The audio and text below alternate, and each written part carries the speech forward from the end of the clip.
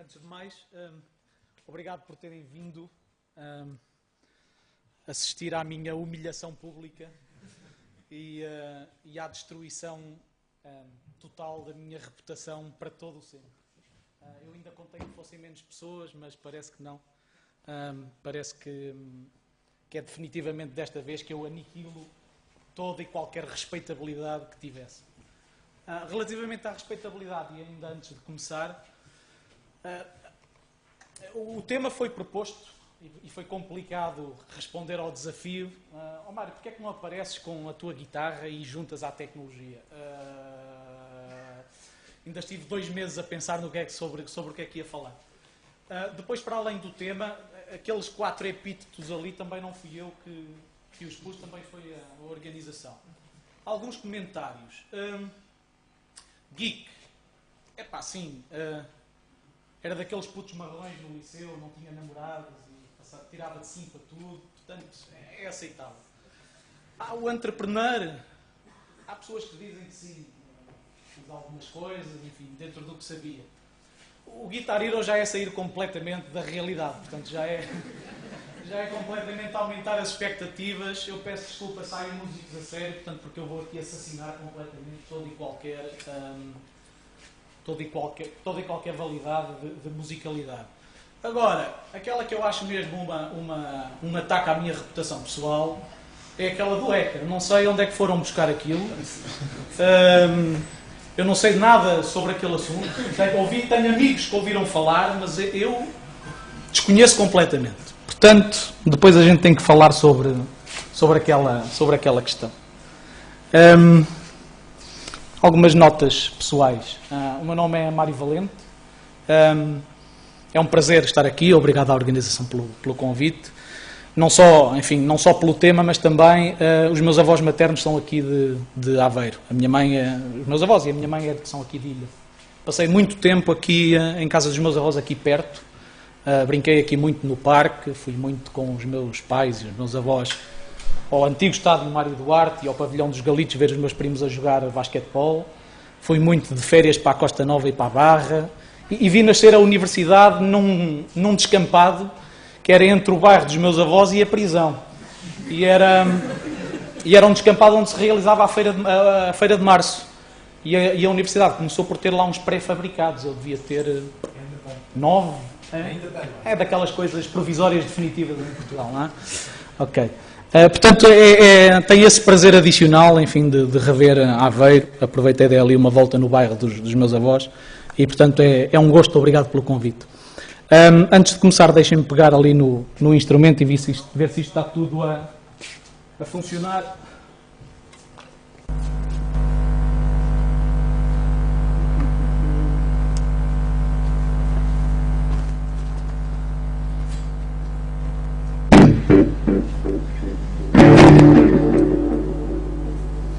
Esta guitarra é uma chatice porque desafina com muita facilidade.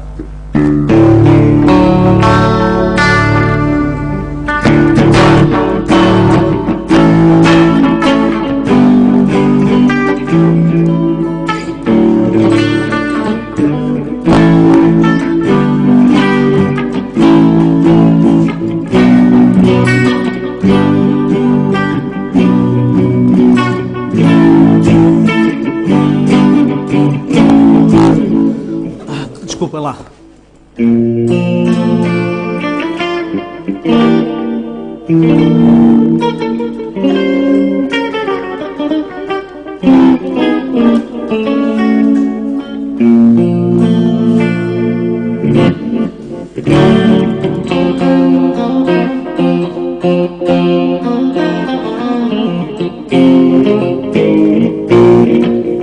Acho que sim.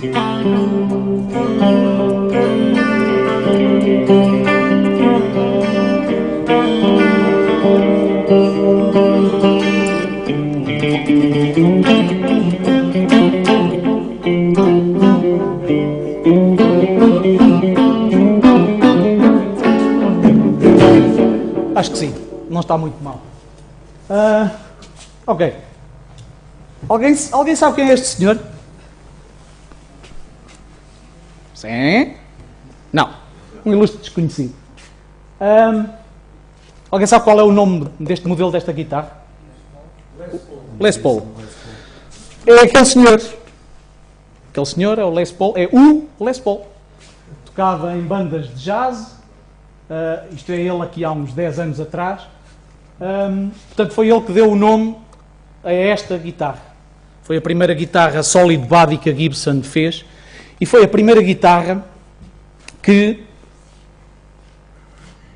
tinha pickups. Este aqui tem 3, normalmente só tem 2, o meu tem 3 pickups. Faz mais.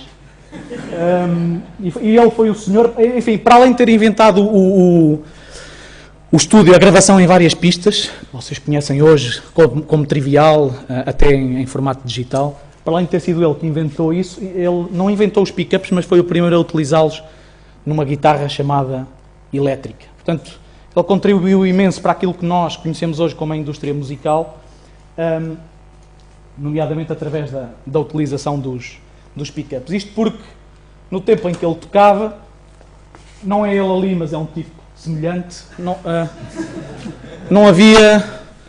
Era o tempo não havia amplificação, portanto era tudo à força de sopro, e a guitarra ouvia-se lá por trás, algures. Acho que tem para aqui qualquer coisa do género. Isto sai? Não? Aí.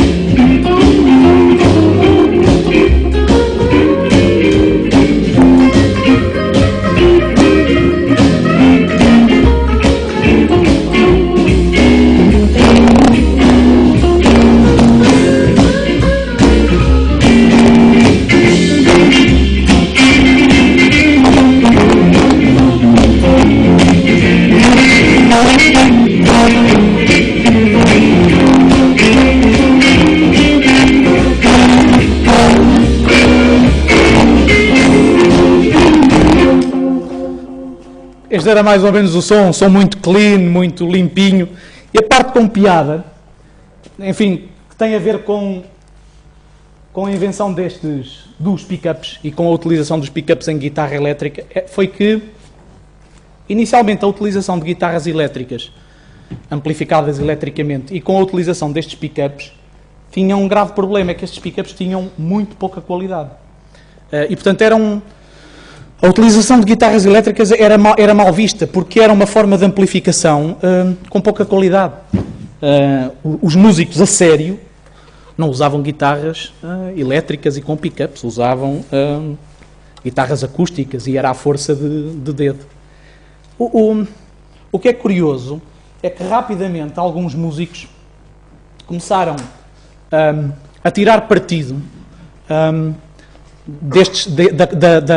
da qualidade destes pickups, ou seja, a tirar partido da má qualidade dos pickups.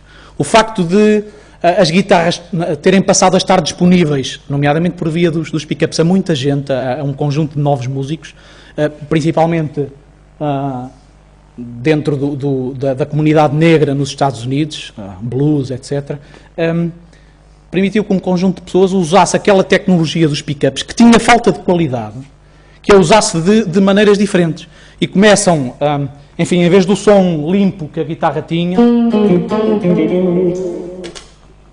a guitarra passa a ter um som mais...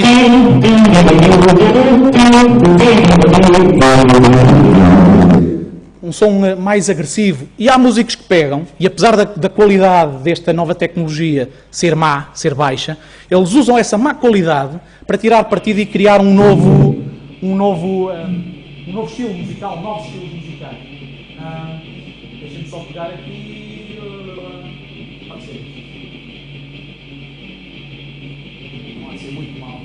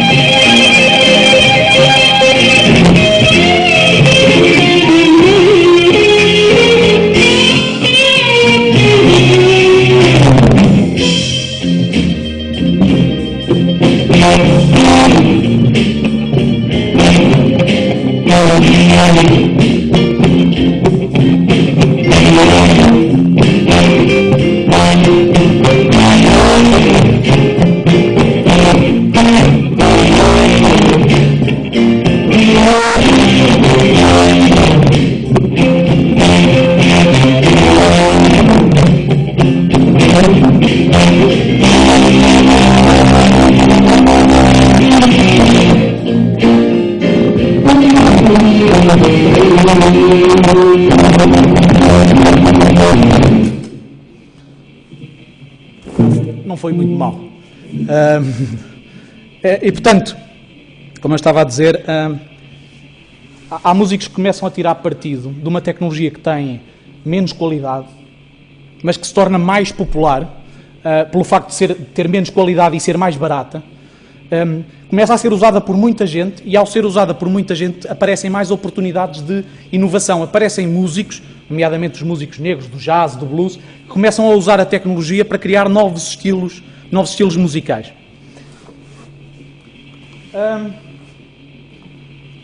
Inclusive, depois, esta tecnologia passa dos músicos negros e do blues e do country, passa depois para a criação de um novo estilo musical por um conjunto de rapazes com ar de bandidos, que eram a perdição da humanidade, porque usavam o cabelo comprido. Portanto, eles passam a usar, levam ainda mais além a inovação musical, partindo para outros géneros de música. Ok.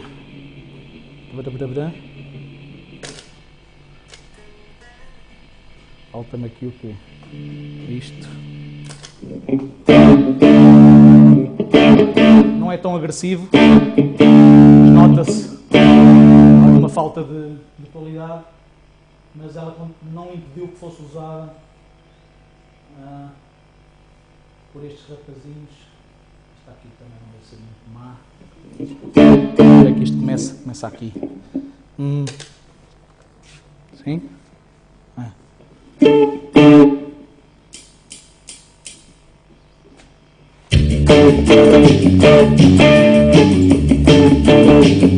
Well, she was just 17, and you know what I mean. Every way she looked was way beyond the man. Oh, how about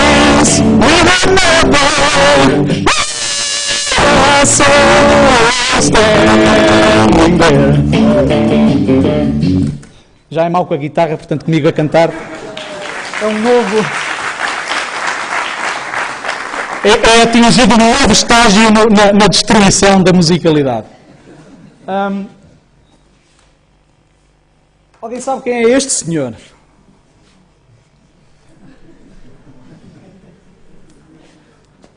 Senhor Casimir. Alguém sabe o que é que está ali ao lado? Uma válvula. Este senhor inventou as válvulas. As válvulas serviam para muita, passaram a servir para muita coisa, tinham uma qualidade específica em termos eletrónicos que era amplificar, aumentar um sinal de entrada, transformá-lo num sinal com maior volume. Enfim, foram usadas para muitas coisas, mas em particular foram usados para a criação de amplificadores de guitarra. Aquele ali não é completamente a válvulas, tem uma válvula no pré-amplificador, depois é a transistores. Qual é que é a curiosidade desta tecnologia? É que quando foi inventada e usada para criar amplificadores de guitarra, ela tinha muito má qualidade. O som amplificado pelas válvulas saía distorcido, saía um som agressivo. E mais uma vez, os músicos a sério consideravam que o uso destes amplificadores, com esta nova tecnologia, que mais uma vez tornava a tecnologia mais barata, menos qualidade, mas mais barata, os músicos discordavam completamente, porque era um som, enfim, que não satisfazia a qualidade exigida a uma música séria. Claro, mais uma vez, as pessoas a vários níveis dão uma utilização completamente diferente à tecnologia do que aquilo que é esperado, e aparecem os amigos que levam ainda mais longe a utilização da falta de qualidade da tecnologia, mas usam-na para levar ainda mais longe a inovação e a criação de novos géneros musicais. Deixa-me ver, isto aqui deve ter agradecido. Acho que isto aqui que tem... Ué.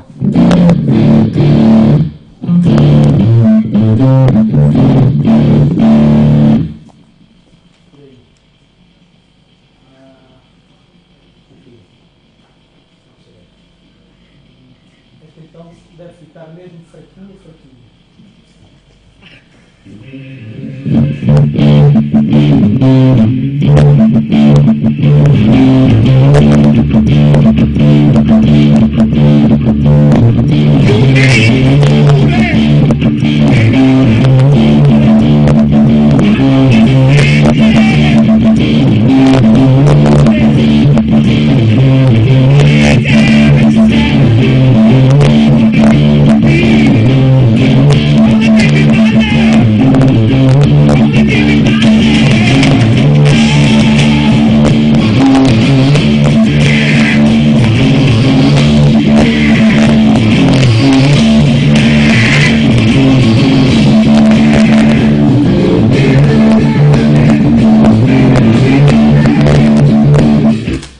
É um bocado chata porque é sempre o mesmo riff over and over again, é só.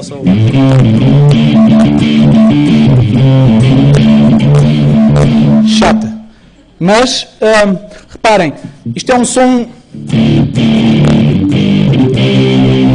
comparado com o som inicial do jazz típico, isto era muito, muito além. É por isso que eu vou evitar tocar Jimi Hendrix, porque então é que um gajo não deve assassinar pessoas de relevância. Mas estes senhores, ao fim e ao cabo, são os fundadores de uma sonoridade denominada heavy metal. Aliás, eles não são os inventores, os inventores do heavy metal são uma banda italiana chamada Iron Horse, com uma música inagada da vida. Estes senhores, de facto, levaram o género mais além, com um som pesado, um som muito, muito bruto, muito agressivo, sendo baseado em blues, mas levaram o som ainda mais além. E, mais uma vez, o que toda a gente dizia destes bandidos de cabelo comprido e que até se drogavam e tudo, era o mundo vai acabar. A civilização ocidental está posta em risco com o aparecimento de pessoas desta índole. Uma curiosidade acerca desta tecnologia de má qualidade é que não foi só usada para construir amplificadores. A tecnologia das válvulas é usada para construir os primeiros computadores. Os primeiros computadores, a eletricidade que vem substituir, ali em cima tem a Hollerith, a máquina Hollerith, que era um primeiro calculador mecânico de uma empresa chamada IBM, acho que dá para ver ali, ainda se consegue ver ali o logotipo. E portanto, os computadores a válvulas vêm substituir os computadores mecânicos. Claro, mais uma vez, adivinhem, os computadores a válvulas iam ser uma porcaria, porque nunca iriam funcionar, e não havia maneira de substituir máquinas tão importantes como a Hollerith Machine, que tinha sido inclusive usada pelos alemães na guerra, com a ajuda da IBM, mas isso são outros 500.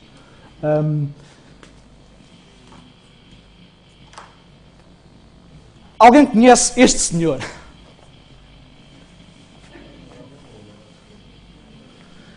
Este senhor está ali mais velho, mas é um destes senhores, salvo erro, este aqui, é o Robert Noyce, faz parte do trio que inventou o transistor.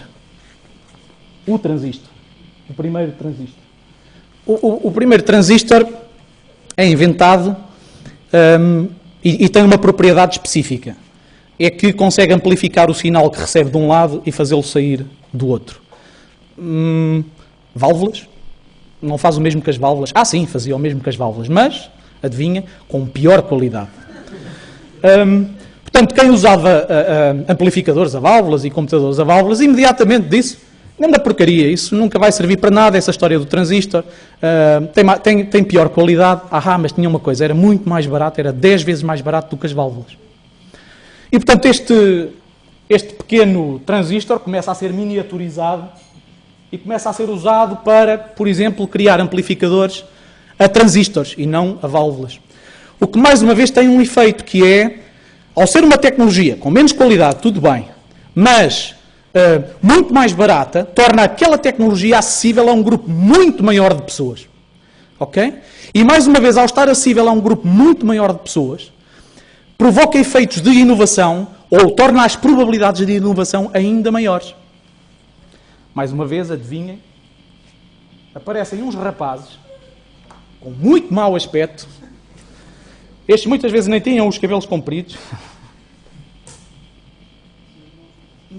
Deixa lá ver o que é que eu uso aqui. Isto? Vai.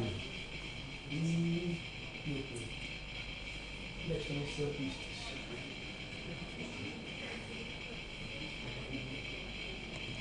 Como é que chamam estes gajos? Sex Pistols.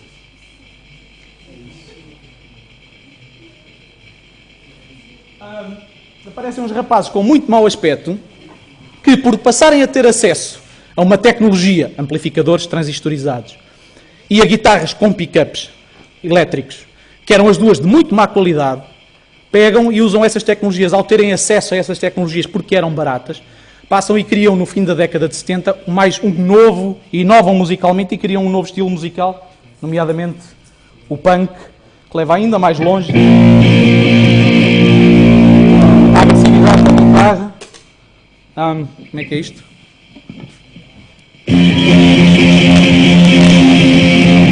Espera aí.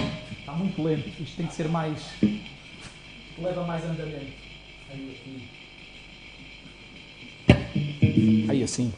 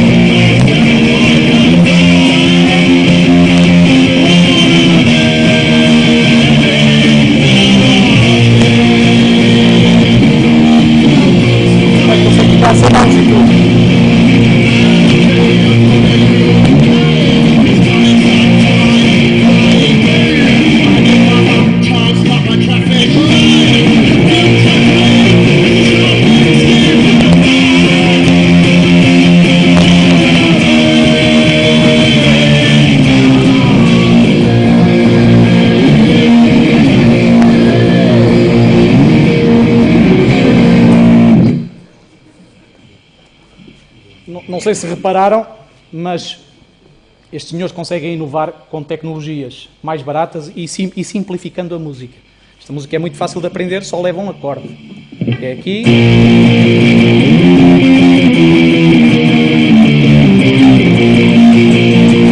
Eles não eram músicos, não conseguiam aprender mais. Mas, de facto, fizeram um dos grandes álbuns da década de 70. Curiosamente, a mesma tecnologia do transistor começou a ser usada para criar os novos computadores. O transistor tinha pouca qualidade e, claro, imaginem, quando começam a aparecer estas tecnologias de computadores a transistores e, em particular, computadores pessoais, no fim da década de 70, já estão a ver qual era a reação dos fabricantes de computadores a válvulas. São todos uma porcaria, nunca vão funcionar. A IBM perdeu a patente do PC, basicamente porque não acreditava que o PC fosse ter tração no mercado. Há um dito conhecido do Ken Olsen, não é? Da DEC Digital, que dizia: não há mercado no mundo inteiro para mais do que 4 ou 5 computadores.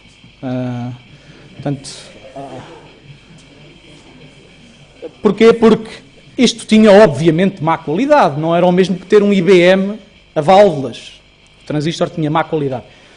Também aqui apareceu um conjunto de tipos com mau aspecto que usaram estas tecnologias para...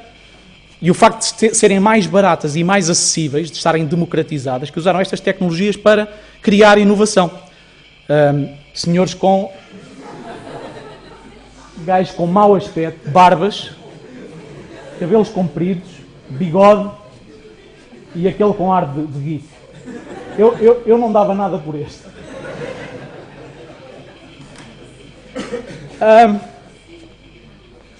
E de facto estes senhores, mais uma vez, tendo em conta os exemplos dados anteriores, pegam numa tecnologia de menor qualidade, menor preço, mas maior disseminação, maior democratização, para provocar efeitos de inovação. Isto depois continua, não é? O transistor permite criar um conjunto de novas tecnologias, como a amplificação para grandes audiências, a mistura de pistas de áudio com 32, 64 pistas misturadas. Ao fim e ao cabo, este conjunto de tecnologias expande não só, enfim, a indústria dos computadores, mas há um desenvolvimento paralelo na indústria musical que se usa muito das tecnologias computarizadas, das tecnologias digitais, para ter o seu próprio crescimento.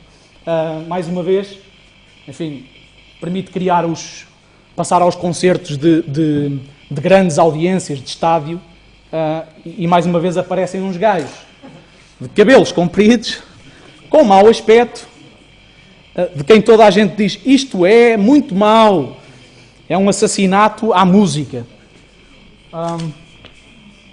Quem são estes? Ali.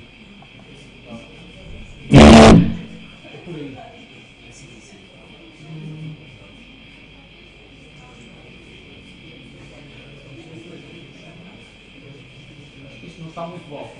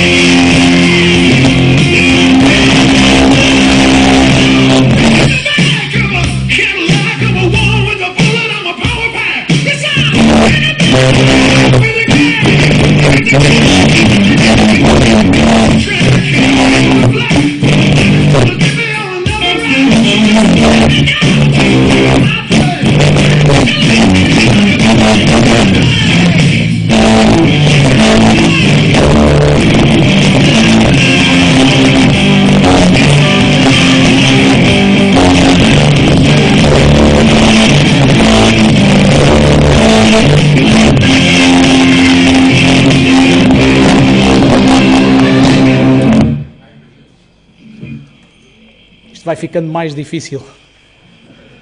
A outra a seguir, então, ainda é pior. Os fãs que me desculpem. Mas é só para demonstrar o conceito de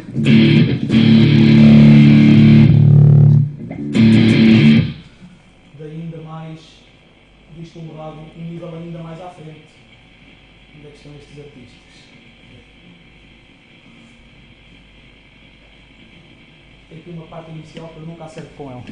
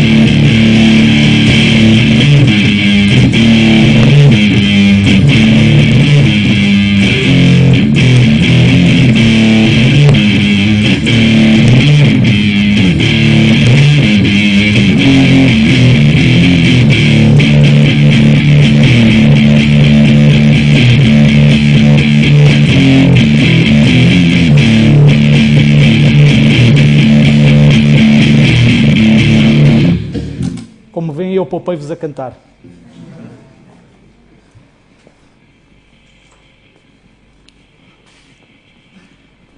Não sei se repararam, comum a todas estas tecnologias, e eu acho que sublinha isso o suficiente, em todas estas tecnologias acontece o seguinte. Há um conjunto de tecnologias no mercado, cada uma delas dirigidas a mercados diferentes, média qualidade, alta qualidade, e aparece sempre uma tecnologia que inicialmente tem muito pouca performance. E toda a gente diz que esta tecnologia não serve para nada. Não serve para nada porque não é boa, não tem qualidade. Mas tem uma diferença fundamental, que é 10 vezes mais barata do que as existentes. E ao longo do tempo começa-se a tornar não só mais disseminada por ser mais barata, mas começa-se a tornar melhor e a ser usada para fazer coisas diferentes. E o que acontece ao longo do tempo é que essas tecnologias acabam por ultrapassar as existentes e acabam por, inclusive, destruir ou minimizar as tecnologias existentes. Este efeito foi estudado pelo professor Christensen, da Universidade de Harvard, num livro, enfim, num paper na Harvard Business Review, mas depois num livro que ele escreveu chamado The Innovator's Dilemma, When New Technologies Cause Great Firms to Fail.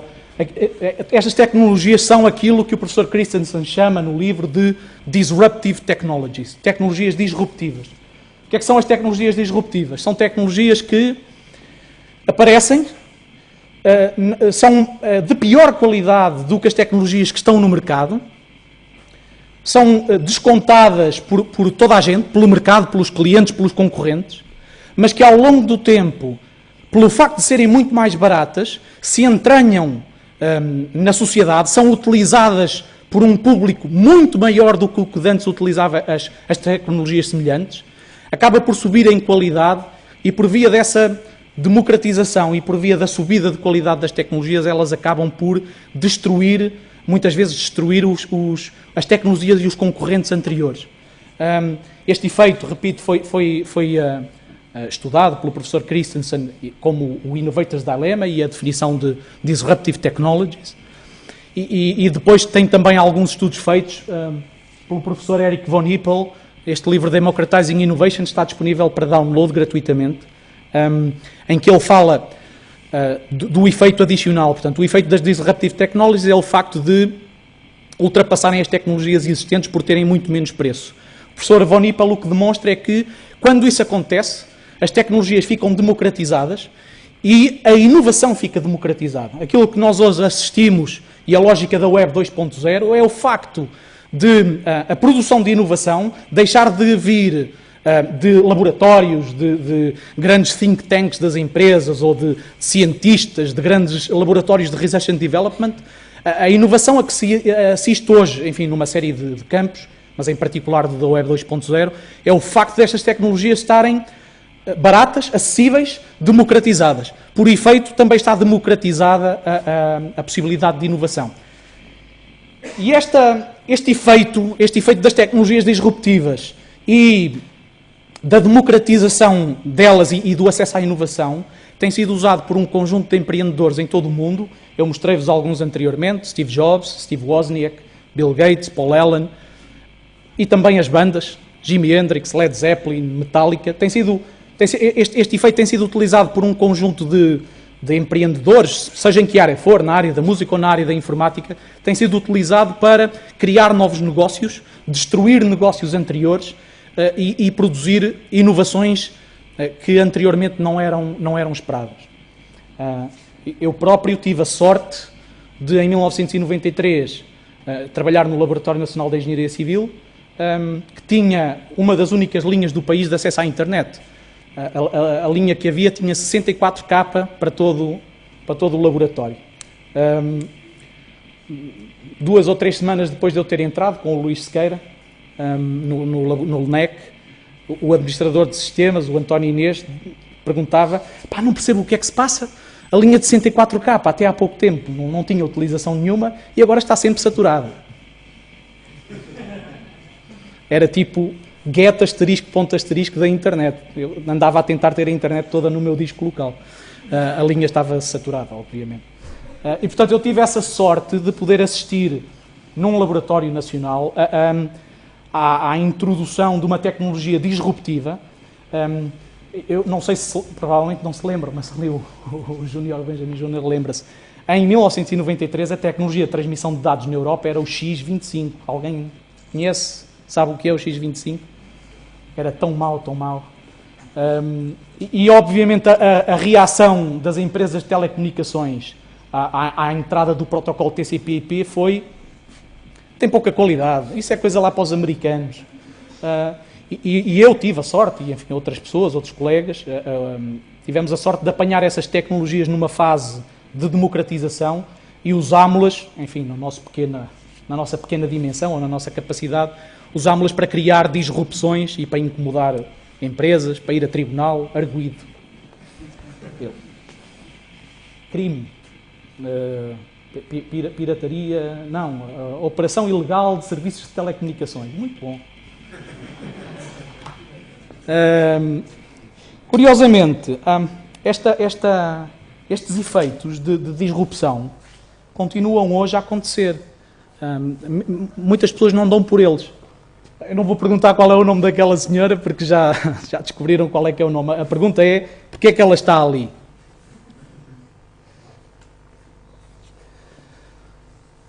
Esta música, o Tom's Diner, foi a primeira música passada para MP3. Eu não vou cantar. Até porque a música é a capela, portanto não tem qualquer tipo de instrumentos. Aquela...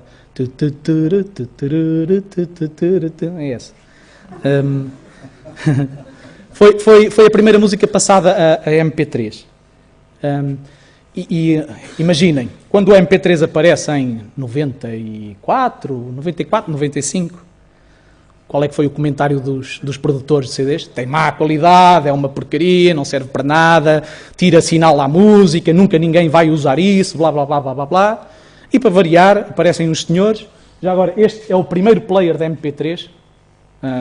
O tamanho real daquilo é para aí assim. Aparecem uns senhores que pegam e fazem disrupção das tecnologias existentes, nomeadamente do CD, e usam essa disrupção e a democratização das tecnologias para criar novos negócios. Eu não canto o Tom's Diner, mas lembram-se da outra do...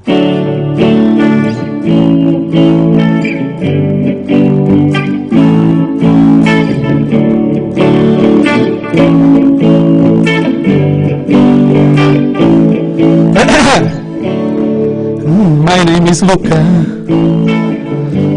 I live on the second floor. I live upstairs from you. Guess you never seen me before. 'Cause if there's something late at night, some kind of trouble, some kind of fight, you just don't ask me what it was. You just don't ask me what it was. You just don't ask me what it was. I guess it's 'cause I'm clumsy. I try not to talk it out. No me lembro da letra aqui. Not too proud. Yeah, still you cry. After that, you don't ask why. Don't remember what it was. Just don't ask me what it was. You just don't ask me what it was.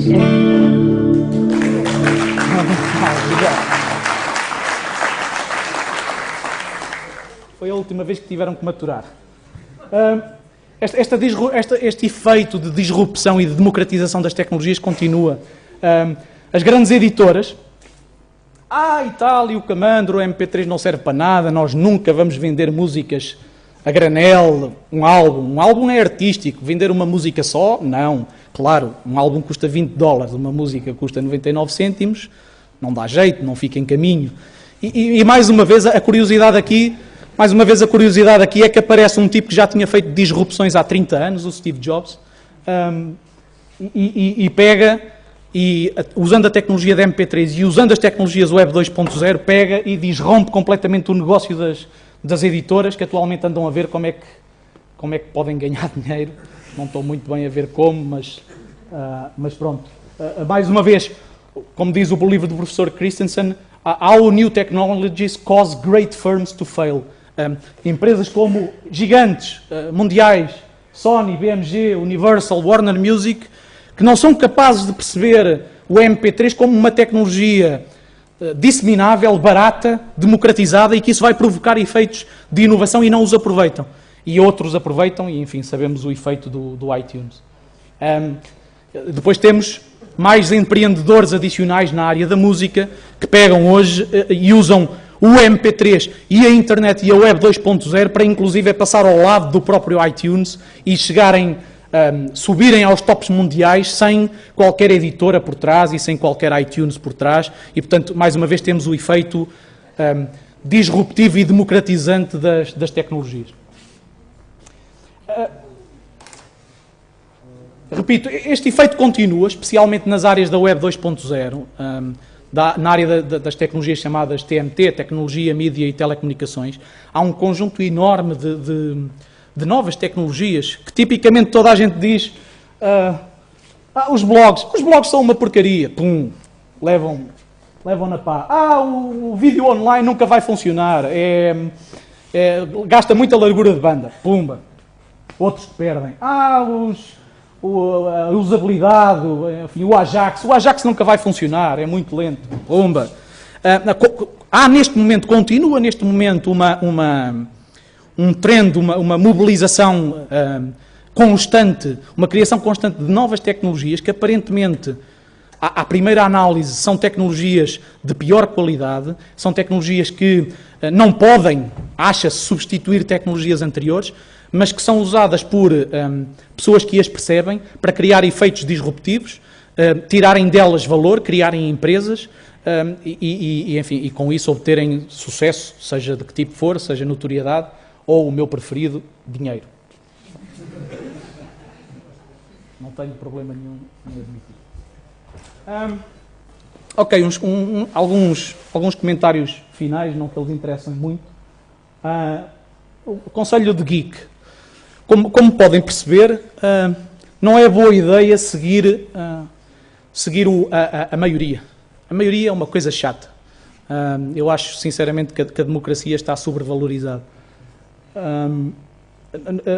Todos estes empreendedores, sejam eles bandas ou empresas, tiveram sucesso não porque fizessem o que todos os outros estavam a fazer, mas porque fizeram coisas diferentes. Tiveram a coragem de ser diferentes. Um conselho de suposto hacker, a técnica não pode ser pura e simplesmente quebrar regras, ir contra as regras. Primeiro é preciso saber as regras e depois é que se podem quebrar as regras.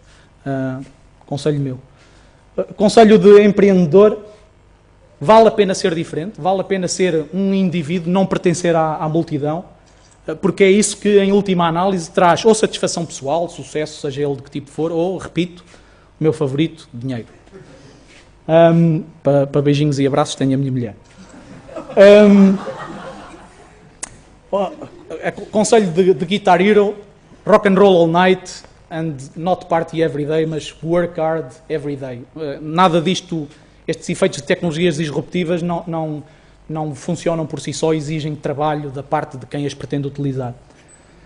Um conselho pessoal, não liguem aos vossos ídolos, em particular não ouçam nada do que eu vos estou a dizer, com exceção de uma coisa. Nos anos vindouros, usem protetor solar. Ok? Obrigado.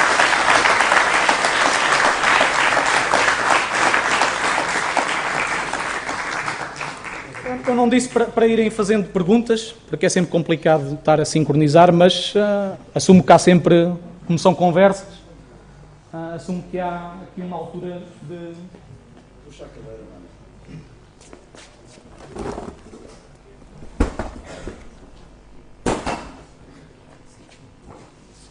Isto dois, alguém quer tocar alguma questão, Mário?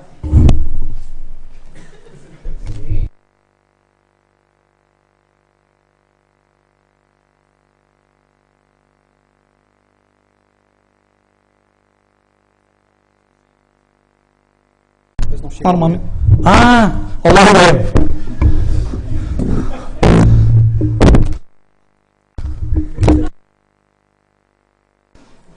Eu não estou no Twitter. Quer dizer, estou, mas fui-me embora.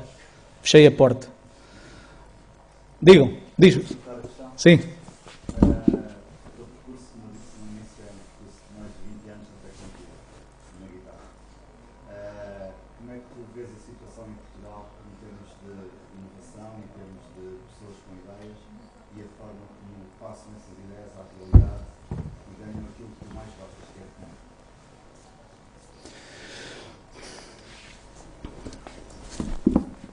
Eu acho que o problema de Portugal, portanto, a tua pergunta para a web é como é que eu vejo o panorama em Portugal em termos de inovação. O que eu vejo em Portugal em termos de inovação é aquilo que se vê em muitos países, ou seja, temos um ambiente dominado por... não temos suficientes pequenas organizações. Temos muitas grandes organizações, a começar pelo Estado, e depois, enfim, algumas empresas que dominam, absorvem o mercado. Aquilo que a história demonstra, e enfim, eu tentei comunicar isso aqui, é que essas empresas não são capazes de inovar. Não são capazes de olhar para as tecnologias disruptivas e usá-las para criar novos negócios. Por uma razão simples. Porque tipicamente essas tecnologias ameaçam os negócios existentes. E portanto as grandes empresas não têm grande interesse em apostar nessas tecnologias porque canibalizam os produtos e os serviços que têm. Portanto, eu acho que em Portugal há o problema de não termos diversidade suficiente. Acho que as pessoas têm muita tendência a follow the herd, deixem-me fazer o que todos fazem. São todos desonestos, portanto eu também vou ser. Tudo saca subsídios do Estado, então eu também vou sacar.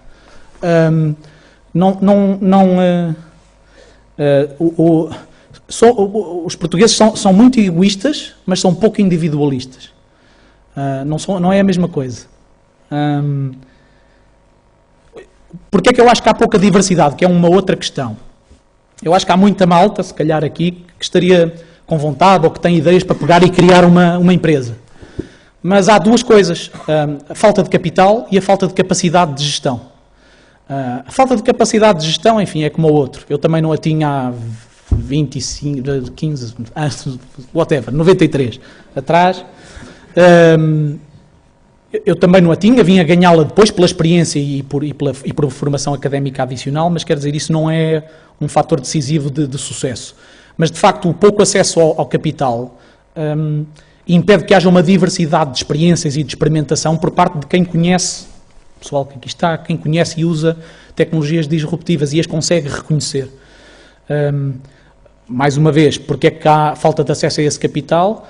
Porque há um conjunto de big players no mercado, tipicamente 2 ou 3 bancos, 2 ou 3 sociedades de investimento, bancos de investimento, que não percebem nada de tecnologia. E, portanto, não apostam em novas oportunidades. Portanto, eu acho que o panorama em Portugal para a inovação é fraco, porque não há diversidade suficiente, porque há players grandes demais no mercado. A dificuldade é ter a coragem de dizer: eu vou... Em 93 eu peguei e disse: eu acho que é boa ideia fazer aqui um negócio para concorrer com a PT, sei lá. É boa ideia. A minha última ideia, já sabes provavelmente, eu acho que, como há falta de capital, vale a pena criar uma empresa de capital de risco, o que tenho estado a fazer. Aí, por exemplo, eu acho que sou abalizado para fazer isso, porque eu fiz 3 vezes a cadeira de finanças, ok? Portanto, eu estou perfeitamente documentado para fazer uma coisa disso. Fui lá 3 vezes. Revi a matéria 3 vezes. E, portanto, repara, muitos amigos e família perguntavam: o que vais fazer para concorrer com quem? Com o BES e com a Caixa Geral de Depósito? Eu tenho uma política que é: as vacas sagradas fazem os melhores hambúrgueres. Aquelas vacas que se levam massagens e tal. Portanto, os grandes são bons para a gente atacar, para além de dar gozo, não é? O David contra Golias. Portanto, é isso. Acho que o mercado está dominado por big players e os pequenos atores não têm incentivo nenhum a serem pequenos atores. Têm incentivo a pertencer ao grupo, à maioria. Não liguem ao que eu digo. Estava ali no slide anterior. Mais? Mário, sim. Estamos aqui numa universidade e, se calhar, é inevitável a pergunta: como é que tu vês o papel, e muitos dos que estão aqui na plateia são estudantes, uns de saída, outros de entrada, como é que tu vês o papel da universidade, em particular a Universidade Portuguesa, não sei se tens acompanhado, provavelmente sim, neste tipo de cenário, não é? Em particular a dar contributos, para onde é que eles vão, podem ir, o que é que poderão fazer, e o papel da universidade a facilitar ou não este tipo de cenário. No fundo, mais sim. a pensar mais. Eu também dou aulas em 2 universidades em Lisboa. Eu acho que as universidades sofrem do mesmo problema que as grandes organizações, que têm muito tendência a adotar o que a maioria usa. Os big vendors, seja de software, seja de... Enfim. Têm muita tendência a... Eu lembro-me, por exemplo, há 10 anos atrás, linguagens. C++, Java, C++, Java. E não havia universidade nenhuma que desse Python, Perl, PHP, nenhuma. Porquê? Porque essas tecnologias eram más. Não tinham a mesma qualidade, a mesma performance que o C e o C++. Os meus alunos, por exemplo, na cadeira de paradigmas linguagens e paradigmas da programação, na Moderna, quando eu lhes disse: nós vamos trabalhar com Python, aqui há uns 6 anos, mas nós para o mercado de trabalho devíamos era saber Java. Eu acho que as universidades podiam fazer um papel importante, que era serem laboratórios. Ser laboratórios significa experimentar, significa trazer coisas que não são populares, que podem falhar. E, portanto, eu acho que devia ser, nas universidades, devia ser qualquer coisa que seja muito popular, nós não adotamos. Porque as universidades deviam ser o lugar por excelência para a experimentação. Este, para mim, ponto número 1. Ponto número 2. Eu faço muita confusão que as universidades portuguesas não tenham, e já fiz este comentário também na Universidade Católica, não tenham fundos, vamos lhe chamar fundos de investimento, ou pools de investimento. As universidades tipicamente têm alumni, pessoas que fizeram o curso naquela universidade, que agora são profissionais, ou professores, ou grandes executivos, e que são pessoas muitas vezes com alguma disponibilidade financeira. E as próprias empresas, fundações, etc., têm alguma disponibilidade financeira. Eu não percebo porque é que em Portugal não há um modelo das universidades norte-americanas de terem pequenos fundos, não é aqueles fundos tipo 80 milhões de euros para investir em energias renováveis. Estou a falar de ter pequenos fundos de 100, 200, 300 mil euros, vindos de donativos dos alunos, dos professores, dos executivos que foram alunos, das empresas que são patrocinadoras, e usar esse pequeno capital, pequenas pools de capital, para investir em ideias dos alunos, fazer concursos de business plans, investir em ideias dos alunos, com uma vantagem acrescida. Não é só dar o dinheiro. Esse conjunto de pessoas podia servir como advisory boards, conselheiros, mentors, coaches, o que lhe quisermos chamar, dessas iniciativas. A melhor altura, enfim, que a malta que está na universidade tem, a melhor altura que há para fazer experimentações e falhar é esta altura, é com 20, 21, 22 anos, em que uma pessoa não tem nada a perder, não é casado, não tem casa, não tem filhos, espero. Portanto, é uma altura em que, whatever, quer dizer, se eu vou experimentar fazer isto durante 1 ou 2 anos. Há ali um pequeno fundo, eu ganho o dinheiro só para comer e para dormir e pouco mais. Portanto, acho que essas duas coisas, fazer mais experimentação dentro das universidades com tecnologias não aceites e tentar criar dentro das universidades essas mini capitais de risco ou mini fundos de investimento ou o que lhe quisermos chamar e disponibilizar isso para experimentação por parte dos alunos, acho que era uma excelente receita para mudarmos o panorama. Yeah.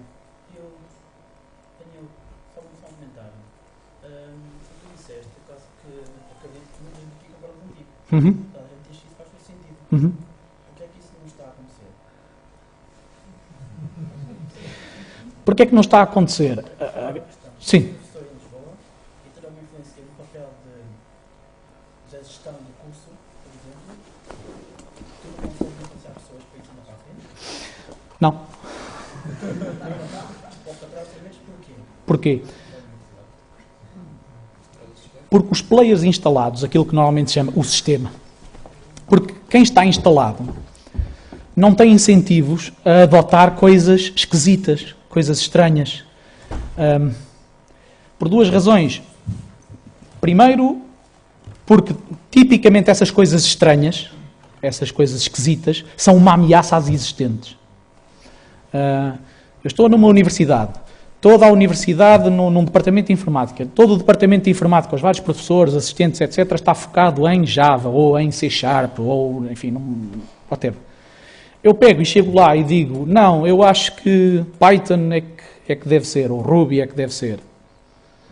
Não, as pessoas que estão já no local, no sistema, não têm grande incentivo em, vamos experimentar Ruby, porque isso é uma ameaça ao seu know-how, ao seu domínio de conhecimento.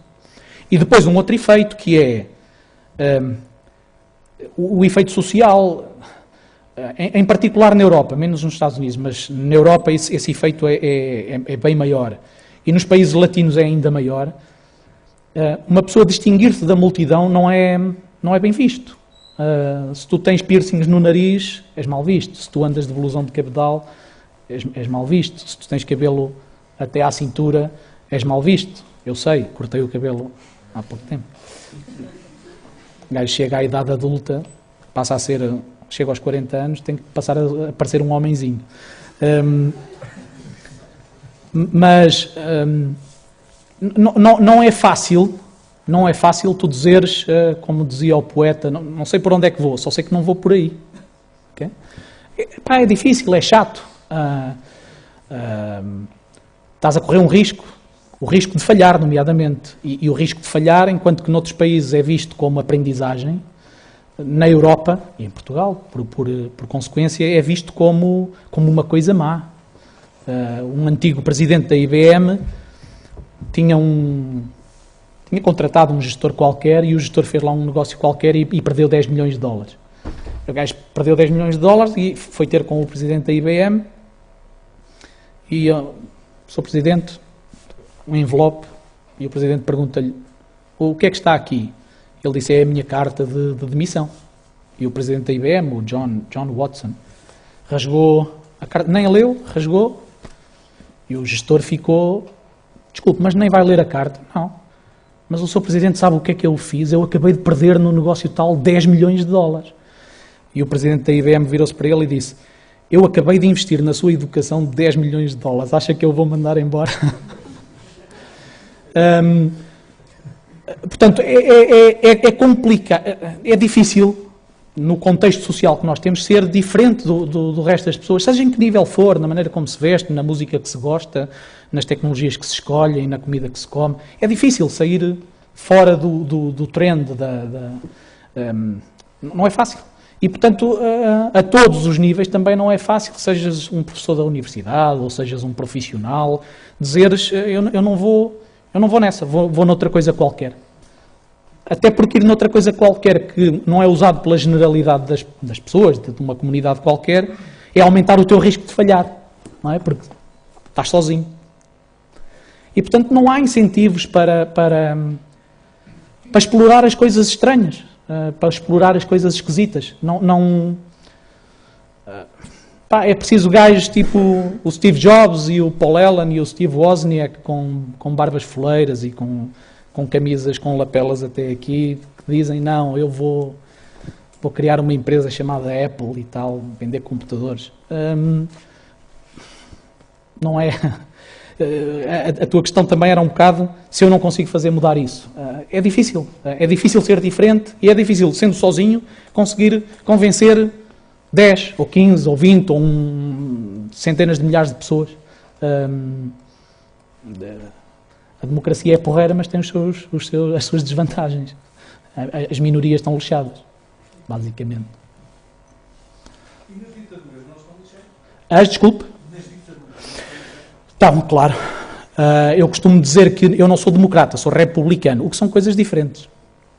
É uma consequência? Não. O governo de duas cidades gregas diferentes, uma república e outra democracia, eram completamente diferentes. A democracia, juntavam-se todos no fórum e votavam de mão no ar. Na república, nas cidades gregas que eram repúblicas, era eleito um corpo de sábios que durante X tempo governava e ninguém levantava cabelo durante aquele tempo. O que é um conceito diferente. Eu acredito mais nesse conceito. Em eleger alguém que consideramos adequado para 4 anos. Quem lá está durante 4 anos faz o que acha que deve. E depois, não serve de nada andar durante 4 anos a erudir completamente quem tenta governar. O que deve ser feito é, no dia de uma votação, o objetivo não é dar o voto a quem vem a seguir, é não dar o voto a quem esteve para trás, ou dar o voto a quem esteve para trás, é validar ou não o trabalho feito. Muitas vezes pensamos em eleições como quem vem para a frente, e na minha opinião devia ser a avaliação de quem vem para trás. Portanto, eu sou democrata republicano, de todo não concordo com ditaduras, mas acredito que para que as coisas funcionem deve haver algum nível de autoridade e muito sinceramente, sendo franco e honesto, não acredito no governo por democracia. Sim. Onde é que encaixa valorizar minorias e ir contra as instituições ou as cartas instituídas com um governo que fique durante 4 anos sem intervenção do... São coisas diferentes. Repara, sim, eu percebo a pergunta. O que tu estás a dizer é, se eu elejo um governo ou um corpo dirigente, seja de que instituição for, pode ser um governo, pode ser uma universidade, pode ser uma empresa, uma associação, durante esses 4 anos estou a aniquilar as contribuições individuais. É uma boa pergunta, mas não colhe. Não colhe por isto. Se estou numa organização em que a maioria elegeu e eu estive ou a votar a favor ou a votar contra, não interessa agora, mas que tem um corpo dirigente que está a fazer um conjunto de coisas com as quais não concordo, eu não devo minar constantemente esse corpo dirigente. O que eu devo fazer é sair. O que eu devo fazer é sair. Eu sou muitas vezes acusado de ser um espalha-brasas e que pego, chateio-me e bato com a porta, no Twitter, no Gildote. Mas não é de todo isso, é precisamente, ou seja, eu pertenço a uma comunidade enquanto acho que posso dar um contributo e consigo obter contributos de valor de volta. No momento em que eu acho que não posso dar contributo nenhum, ou ao contrário, que não obtenho contributo nenhum de volta, acho que é escusado manter-me nessa comunidade, renhão, porque está mal, porque não, porque... o que eu tenho a fazer é pegar, sair e ir fazer my thing ao lado. Não é?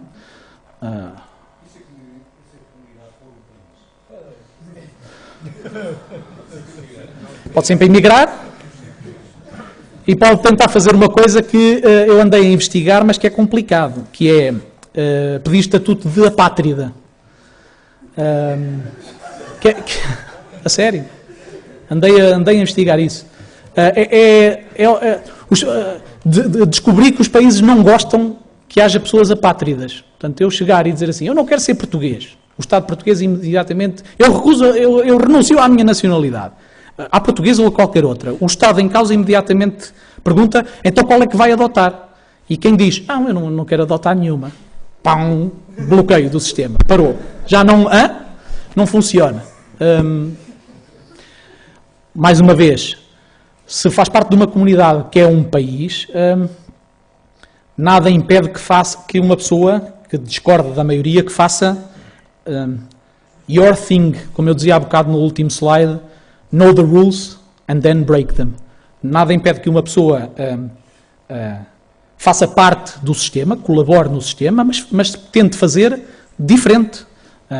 Eu tenho tentado fazer isso, ou seja, tento jogar dentro das regras, mas tento mudar, tento jogar dentro das regras, mas tentando-as mudar ou moldar para aquilo que eu acho que seria melhor. Isso não significa que eu concorde com as regras que estão estabelecidas. Não. De todo. Todo.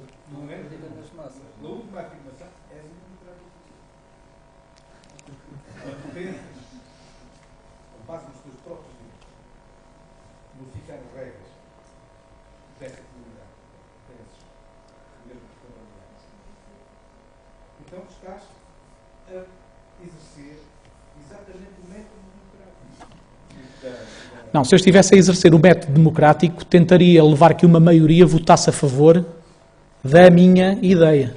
A democracia, por definição, é coletivista. Por definição, é coletivista. Eu, ao tentar fazer a minha coisa, aquilo em que acredito, sem tentar convencer coletivo nenhum a votar a meu favor,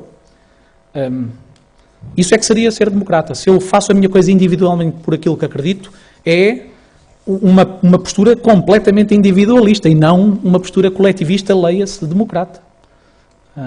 Eu não sou, não tenho problemas de dizer, não sou democrata. Não acredito na democracia. Acredito na República. E relembro que Portugal é República Portuguesa, não é a República Democrática de Portugal. República Portuguesa. Alguém? Sim. Mas não de política. Mais. Senão é que eu aniquilo, fica registado para a posteridade e eu aniquilo a minha hipótese de alguma vez ser Primeiro-Ministro e nós não queremos que isso aconteça.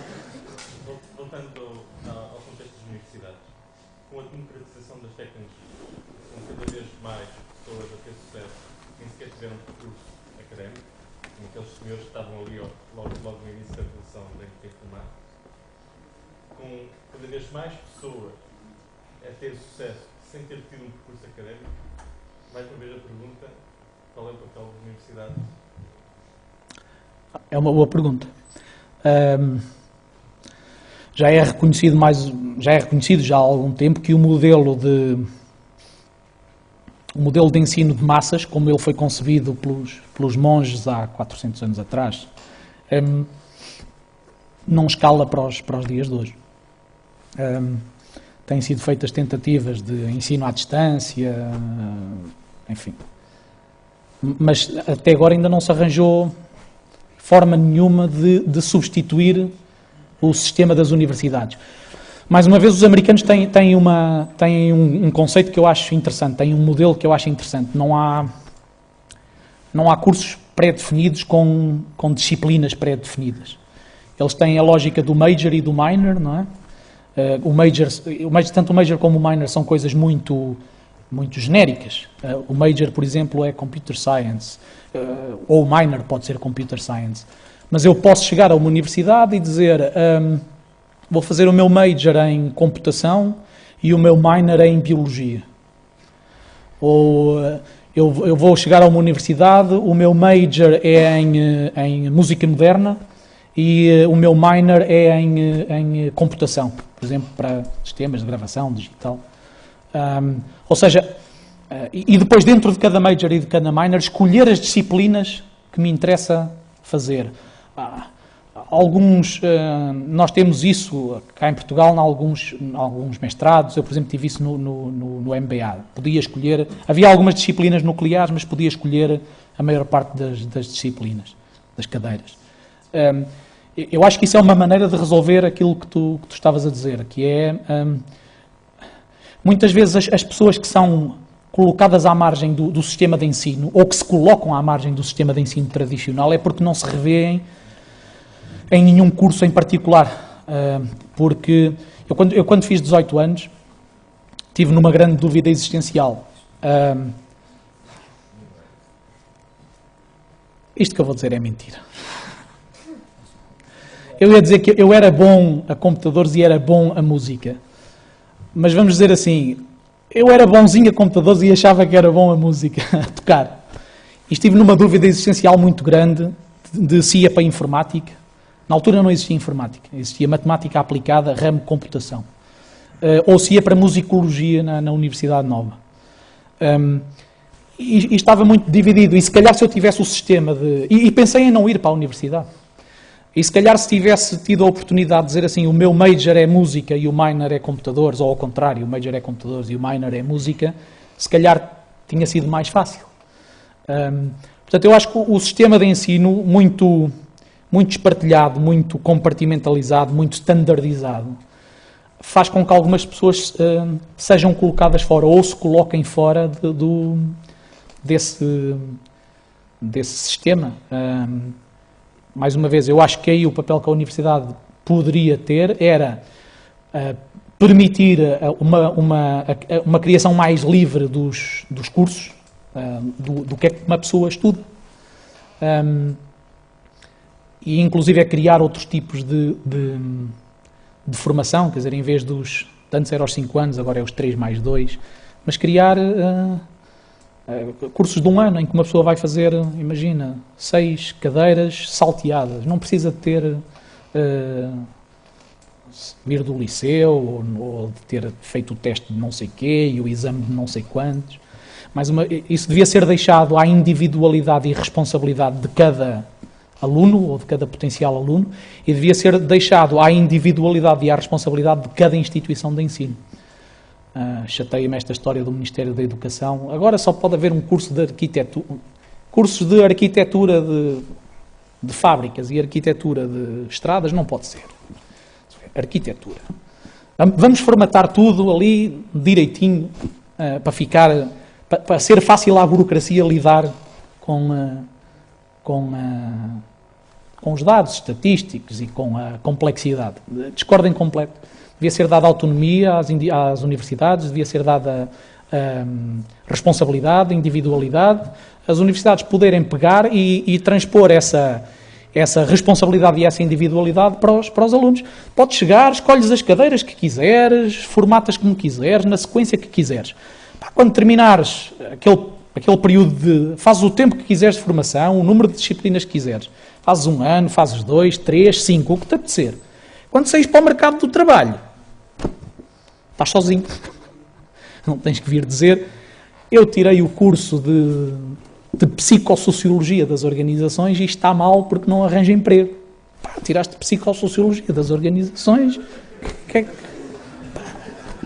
Quer dizer, chegar e exigir que haja lugar para os gajos de psicossociologia das organizações, não é?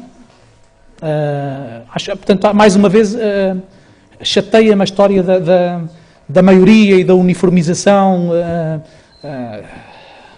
Acho que devia haver mais incentivos às pessoas seguirem o seu próprio caminho e terem a sua própria individualidade e a responsabilidade consequente, obviamente. Sim. Falaste há pouco de democracia e eu tenho conhecimento que já tiveste uma experiência na administração pública. Qual é o espaço para um empreendedor na administração pública? Agora, na área do empreendedorismo, há também muito o conceito do intrapreneur. Acho que é empreendedor dentro das organizações. Eu sou sincero. Em 2005, eu tinha acabado o MBA e estava a fazer um plano de negócios com alguns amigos para uma empresa de jogos para telemóveis. Um parênteses, na altura eu era maluco. Depois, um ano ou dois depois, apareceu a iDreams na capa do Expresso e as pessoas com quem eu tinha falado, epá, sim, é normal. Mas, quando me aparece o convite, em março de 2005, um convite muito esquisito. Portanto, eu pretendia continuar a ser empreendedor, continuar a trabalhar por conta própria. E, portanto, aparece-me um convite que eu achei muito estranho por variadas razões. Primeiro, porque não tenho nem nunca tive pretensões políticas, muito menos administração pública. Embora os meus pais fossem funcionários públicos toda a vida. Tenho o maior respeito. Mas apareceu-me um convite muito estranho porque eu não tenho nem nunca tive pretensões para a área política ou administração pública. Não sou de nenhum partido, não há partido nenhum em Portugal que me represente. São todos partidos sociais, de esquerda. Eu também não posso dizer propriamente que sou de direita, mas também não sou anarquista. Sou minarquista, que é um conceito que eu acho que devia haver governo, mas o governo só devia gerir tribunais, polícia e exército. Mais nada. O resto, privatizado tudo. Educação, privatizado. Saúde, privatizado. Agricultura, privatizado. Tudo. Portanto, não tenho partido que me represente. E, portanto, achei um bocado esquisito que o partido atualmente no poder, e, enfim, um dos seus representantes, me convidasse para presidir ao Conselho Diretivo do Instituto de Tecnologias de Informação da Justiça. O Departamento de Informática do Ministério da Justiça, pronto. Achei estranho, inclusive perguntei na altura, não tem lá ninguém no partido mais arranjadinho do que eu, assim com um ar mais institucional, porque eu na altura ainda não tinha feito 40 anos e não tinha chegado à idade adulta e não tinha cortado o cabelinho, ainda tinha aqui pela...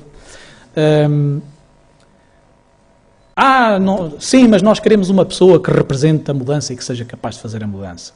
Querem carne para canhão, está bem, então pronto, vamos lá. E perguntei adicionalmente se sabiam que as minhas opiniões políticas não casavam de todo com o incumbente, com o operador incumbente. Achei que valia a pena abraçar esse desafio, primeiro num sentido de querer dar alguma contribuição de volta ao meu país, de volta à minha nação. Não é aos portugueses, nem ao partido no poder, é um conceito abstrato que é o conceito de nação. Não é a democracia, não é sacrificar-me a favor da democracia. Achei que valia a pena, enfim, dar algum contributo. Um gajo está constantemente, tipo treinador de bancada, não é? Palhaços, não sabem fazer nada. Se fosse eu, depois um gajo é convidado para fazer alguma coisa e diz, eu não, a mim não me dá jeito. Eu, como queria poder continuar a mandar bocas, fui lá fazer o tirocínio e agora tenho legitimidade para mandar bocas. Achei que valia a pena contribuir com alguma coisa, achei que valia a pena como aprendizagem pessoal, achei que podia tirar benefício pessoal, e achei que o meu percurso como empreendedor, em não ter problemas em fugir à norma, que podia contribuir, lá está, para esse estado de mudança. Acho que contribuí de alguma maneira em alguns pontos, noutros nem tanto. Acho que durante os 3 anos que estive no Ministério da Justiça consegui fazer parte de alguns projetos importantes, Empresa na Hora, Cartão de Cidadão, documento único automóvel, aquela coisa atrás, o de QR Code no documento único automóvel, fui eu que... queriam pôr um chip. E, portanto, tive a oportunidade de participar em alguns projetos interessantes e, no meio desses projetos, conseguir introduzir mudanças. Por exemplo, conseguir introduzir no processo eleitoral tecnologias open source, que era uma coisa que, não, as eleições é para fazer no mainframe, correr riscos, em alguns casos dei-me mal. Mas, portanto, achei que o meu percurso como empreendedor podia contribuir de alguma maneira para mudar algumas coisas. Acho que o fiz durante 3 anos e quando cheguei ao fim de 3 anos e disse o meu papel está feito, e embora tivesse uma renovação para mais 3 anos, disse não, eu prefiro não continuar. Porque é um bocado absurdo um gajo estar lá 10 anos, não é? Sentado na cadeira do poder, andar de chofer e de motorista e ao fim de 10 anos continuar a dizer inovação, é preciso mudar, e um gajo está instalado, não é? Muito confortável. Portanto, a tua pergunta era como é que se pode contribuir? Eu achei que podia contribuir trazendo alguma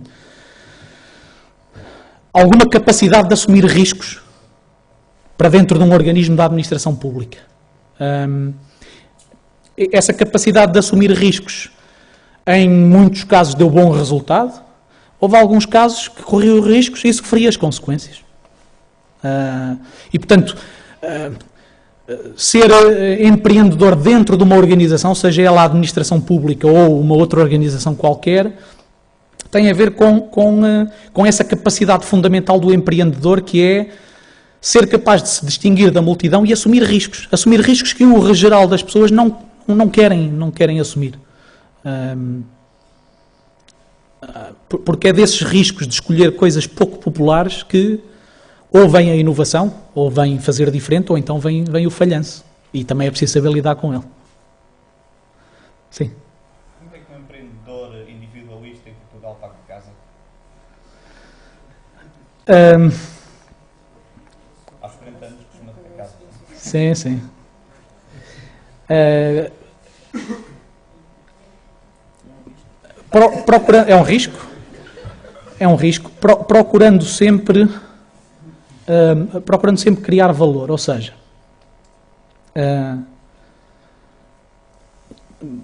primeiro, o papel do empreendedor é correr risco e criar valor.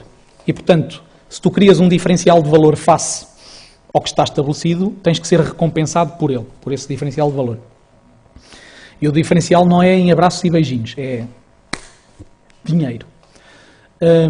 Não é melões, não é guitarras, é dinheiro. Eu depois faço com ele o que quiser. Até posso comprar melões, mas dê-me o dinheiro. Portanto, se tu crias um diferencial de valor, retiras daí o teu benefício, a tua remuneração. E depois, o facto de ser individualista não significa que não se trabalhe em conjunto. Em Portugal. Como é que se faz isso em Portugal? Correndo riscos. Eu, quando saí do ITIG o ano passado, logo a seguir tive uma série de ofertas, de propostas de trabalho de empresas portuguesas e multinacionais. E recusei-as. Recusei-as porque, enfim, algumas porque não era, como é que eu hei de dizer isto? Não fica bem uma pessoa durante 3 anos na administração pública ter adjudicado certos concursos e depois a seguir aparecer do outro lado, do vendedor, não é? Dava-me jeito, algumas propostas eram bastante interessantes, projetos giros, mas eu disse, eu não vou aceitar nenhum deles. Outros eram legítimos que os aceitasse, mas eu achei que não pagavam o suficiente. Não pagavam o suficiente face ao valor que eu acho que sou capaz de criar. Tu perguntas, como é que eu estou a pagar as contas neste momento? Consultoria, freelancer. As empresas chegam ao pé de mim, ou, enfim, ou por via da universidade, ou por via do meu nome próprio, ou por via de amigos que trabalhamos em conjunto há muitos anos, em nenhuma empresa em particular. Organizamos-nos, somos vários amigos, e portanto às vezes há trabalhos que precisam de um programador, de um administrador de base de dados, outras vezes há trabalhos que precisam de alguém mais centrado na segurança, portanto, e nós contatamos-nos uns aos outros.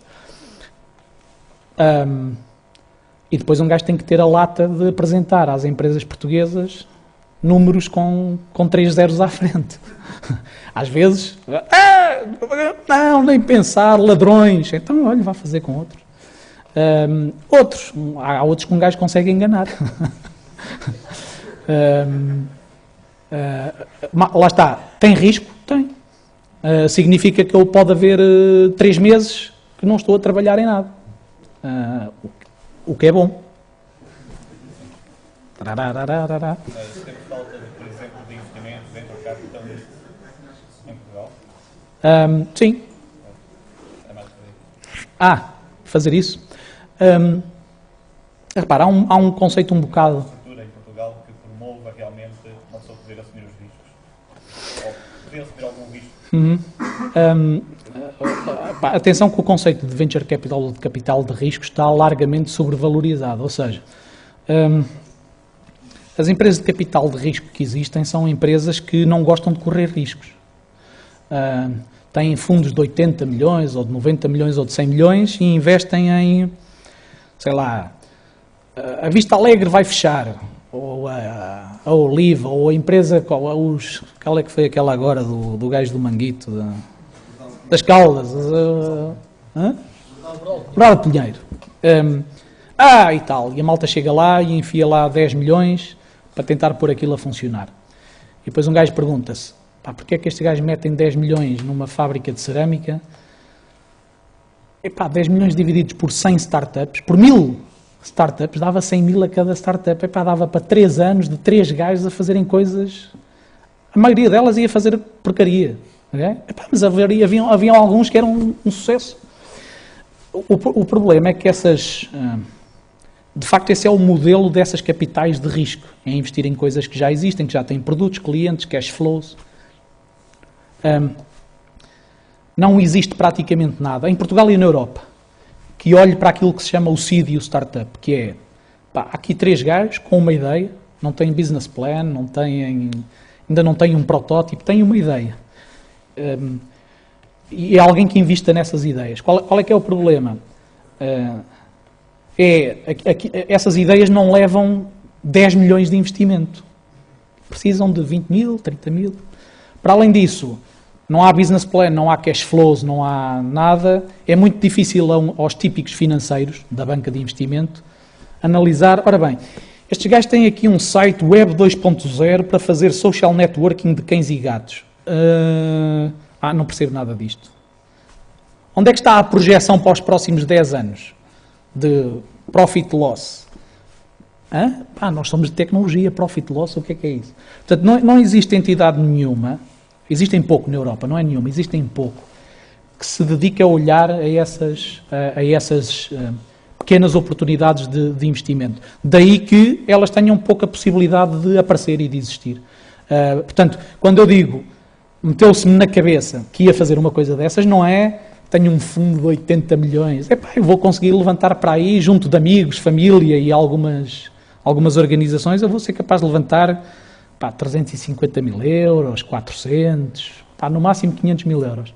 E, portanto, nós não vamos fazer investimentos de 1 milhão, vamos fazer investimentos de 20, 30 capa em 2, 3 gajos, por pequenas percentagens do capital, 10, 15. É muito o modelo, não sei se conhece, ou se alguém conhece, o modelo da Y Combinator nos Estados Unidos.